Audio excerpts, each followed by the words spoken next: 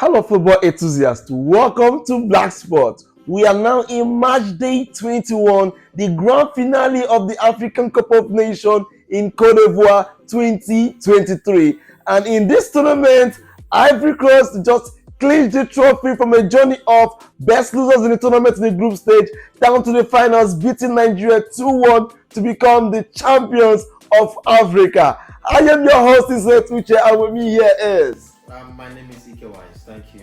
Come on, this is a journey, I would say, one of the best football journeys so far. You had a team, the host nation, who struggled through the group stage, coming out as the best losers in the tournament, having Nigeria beat them 1-0 in the group stage, only to meet them in the final, to beat them from 2-1 from behind. Goals by Kessie and Sebastian Hala. What a tournament it has been this period. I'm still lost for words. I did not see this coming. Though I know we were actually playing against the host country. Yes. I mean, come on, that was an absurd. That was a terrible performance. If you would ask me that, it was terrible. I did not actually expect the performance that we're actually portraying today. It's a sad one. It's really bad. Honestly, it's bad. We were just so confident and we're just so sure that we were going to take the trophy. Meanwhile, we were not really working that hard to get the trophy. I mean, lots of blames here and there, but it is what it is. Okay, so if you ask me in this tournament, this game, the team who needs it more were the team who took it tonight, because it was a match full of emotions throughout, and Cote d'Ivoire poured out their hearts and they fought to the very end to equalize, and also they dominated the game, equalized, and find the lead to become the champions of Africa. So if you ask me, if you look at throughout the game from the first half to the second half, you will see that only one team was determined and motivated enough for this title. You're absolutely correct. They had the much needed motivation. They were like, we don't have anything to lose. I mean, I don't know what the Nigerian team had to lose either. That made them really sit deep. So today you really saw the I don't know how to put it, but how clueless the manager was. The only thing he did was to make substitutions, but in terms of making adjustments to the formation to see how he can match the energy given by the Ivorians, that was a no for me. He could not really come into the party. The South African game really exposed Nigeria. Yeah. If you would agree with me. The game against South Africa really exposed Nigeria. So I was of the notion that, okay, coming into this game, he might do something different. I mean, even if you want to play the three back line, I was of the opinion that, I told a friend of mine before the commencement of the match that he should play three midfielders. Like 3-5-2. Two strikers, you understand? Play three midfielders. Let's get the midfield, because I know they have better quality in midfield. They had three midfielders. Yes, they had three midfielders. We had only two. Yeah, so we had just two. I mean, Kessie and Fofana, they were just everywhere. You understand? So the truth is, we did not come to the party. We did not play as if we had something at stake. Like we really wanted to win this. We were like, I mean, we did not have any shot on target until we scored the goal at the first half, and after that we're just of the opinion that, okay, we scored, let's try and defend this through, and we didn't have the energy to defend that. Yeah, you couldn't. When we talk about energy, the energy was sapped out, especially when you are sitting deep in and you're marking, you're running around, so they're the one controlling your pace, so they have more reserved energy. You're the one gassing out every time because you're running left and right, and most of the players were actually do what they should do. Okay, so I see a lot of people walking, jogging, okay, throughout the game.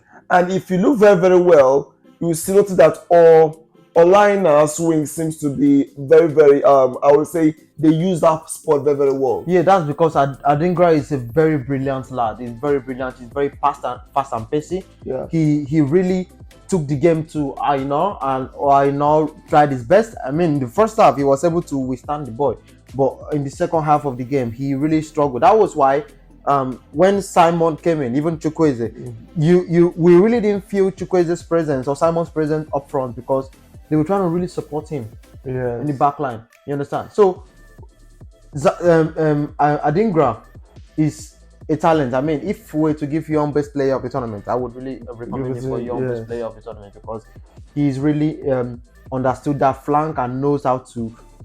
Do you know how many crosses he has put into the box? Yeah, yes, definitely. He He has beaten Aina countless times. Definitely. One of the crossings, he sent a cross in where Casey had the first header, the diving header. Yes. Don Wabali took that one. He sent several crosses in, and the last one went through. Also, yeah, exactly. Also a very good one to actually push it. Exactly. So he has done lots of amazing crossing into the field. There was even a shot he played that Wabali saved. Yes, definitely. If you look through all this, you notice that the Ivorians came out to win. It was just that even when they were leading, they were actually one goal down. Mm-hmm. They were trailing. You see the motivation. The Super Eagles of Nigeria were actually leading, but you see that it was a slim one. Yeah, it was a slim one. And it was the 81st minute. I just got that. They got the lead on the 81st minute. 81st minute. Yes, by Hala. That brings me to what we said about One Week Live. To that someone we need to look out for in this is Sebastian Hala. Because he has not been in those matches. You notice. This has not been starting. He was recovering, and since then, if you look at his touch, even though he was not 100%, he was able to do some things that even people who you tend to be 100% were not doing. I mean, that goal was a number 9 finish. Exactly. You don't need to do too much. That was the back of his shot. Just match it. You don't need to do too much. You just change it. Ekong has been brilliant. I mean, he has won the best player of the tournament. He has been brilliant so far. He has scored 3 goals.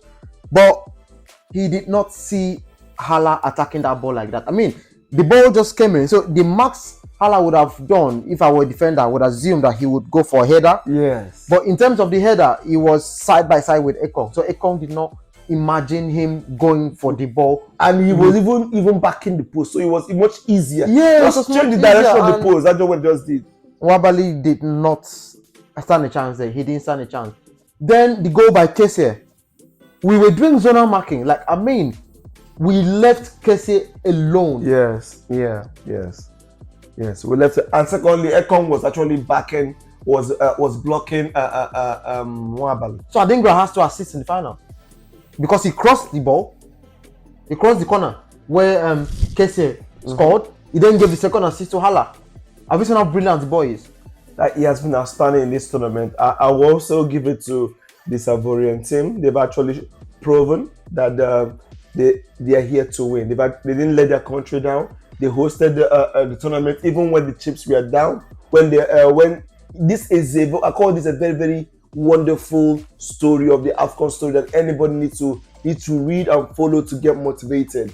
You don't give up. You never give up, even to the last minute. They've actually shown us what passion, motivation, teamwork, determination can actually mean to a team. And they've actually turned things around. They turned the story around. The people who were the least favorite in the tournament turns out to be the champions of Africa. And just to let you know that the first team in this tournament goes to South Africa, and the Golden Glove goes to Rowan Williams. And also the best player of the tournament happens to be Ekong. And the highest goal scorer is still Emilio Lopez. This is quite an interesting tournament. One of the best I ever experienced. And just to let you know that Morocco is holding the African Cup of Nations 2025. What should we expect in that one? Only time will tell. I mean, today really showed us how bad the Nigerian midfield is. Yeah. It's terrible. And I would like to say that some players need to just give the national team a space. We don't need to call them anymore. I mean, we have loads of players that we should call up. Some players do not really show that passion that is being expected from them. I know we're playing every 3 days or 4 days because it's not a league where you get to rest for like 5-6 days before you play the next game. It's not a league, it's a competition. But I mean, some players do not have that passion. That some players need to stop coming. Because I looked at the Nigerian bench and there was nobody that we can bring into the fore to come and go for Iheanacho. Iheanacho tried. I was saying, why didn't we have the bots? I understand, but that midfield was total. It collapsed, and Onyeka he sapped out all his own energy. Because he He was worked his- everywhere. he He was worked his everywhere. way That was out. the reason why they took Iwobi out. You know, after the first episode, after the first match against Equatorial Guinea, when I complained about Iwobi, some people were actually bashing me online, and I was like, "You guys don't know what I'm seeing," and I kept hammering on the guy from match day 1 till this day. Today, yeah. Because football is what you do when you are not with the ball, and when we are not with the ball, the guy is not helping. That's why Onyeka is zapped out. He was totally zapped out of the game. You could see it. And even when we take him out, I'm now bringing Yusuf. Yusuf is a marker. He's someone that is a box-to-box player. He's not that creator. If you look at the Nigerian bench, we didn't have any creative. No, nothing. And yes, Pesero's kind of football today was a playbook for every coach. The same thing the Bafana used the playbook, and they have played Nigeria in terms of they knew our formation. It was a playbook for everybody, and I expected a different. I kept saying this, and I don't expect him to repeat the same formation again. Yeah, It's you kept saying that. playbook. Everybody have, and that is what just happened. You just played into their playbook. Yeah. You said that a couple of times, and I do agree with you. That's why I said we needed to. We should have tweaked it to 3-5-2. That's for me. Change If you wanted to everything. defend the back line, but we should have really. He should. And you play the same thing twice. You play Yeah. the same formation against The same them. team. The same team. It worked the first time. First time, But and no, you it don't can't expect that work. to work again, because that was in the group stage when the team was was playing with a former manager, And now they were they're with struggling, they and were now- struggling. Now no, they no, have a no. new management. So Pesero too should think of actually stepping aside, if you ask me, because that is not the way Super Eagles play. We don't play that kind of I've- football. in the last couple of weeks and days, I've gone to watch clips of Super Eagles when they used to play from 1991, 92, 94, even when we played the finals in the year 2000 against Yeah, Finland. against I've watched those clips. I've watched how Super Eagles used to play. We don't sit back. We don't sit deep. Why are we sitting deep to? For who? For teams like Cote d'Ivoire, we see teams for teams like Bafana. We set deep for teams like also all the whole teams. Why you sit deep for all these teams? Maybe walk in the group. But this is the finals. In the finals, you go all out, Hey, bro. there's nothing else to save. Nothing else. What are you saving? Scared of? What are you scared of? You score me, I score. You score me, I score. Let's keep banging. That's what happened. That's what happened in the World Cup against Argentina and France. Everybody came out. Right. Argentina came out, France came out. We had 3-3. Very entertaining World Cup finals. That we saw it off in the penalty shootout. You understand? So Pesero should step aside. Lots of players should. In fact, I should expect some announcements from some players in the coming days and in the coming weeks when they are back, and we'll give them kudos. They tried. They got to the finals. It's not really easy, trust me. Yes. We had teams that played better and more fanciful football than went home, and they are here in the finals.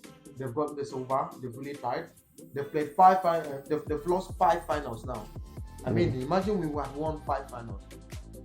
So That's lots. We have the most semi-final and third class appearances. I think We have the most bros as well, bronze as well. Yeah, so we should have up to 19 final and third. Now, if you calculate everything, we are the most decorated African team. If you put all of them in collections together, It's terrible. It's annoying. I mean, but it is. it's a terrible night for the Super Eagles of Nigeria and for the Nigerian fans as a whole. But it's a time for jubilation for the people of Cote d'Ivoire as the host nation clinched the title of the champions of Africa in their home soil. What a day to be a fan of what? Cote d'Ivoire. What a happy day also for the people of Africa for having been entertained, for enjoying the most beautiful football competition in the continent.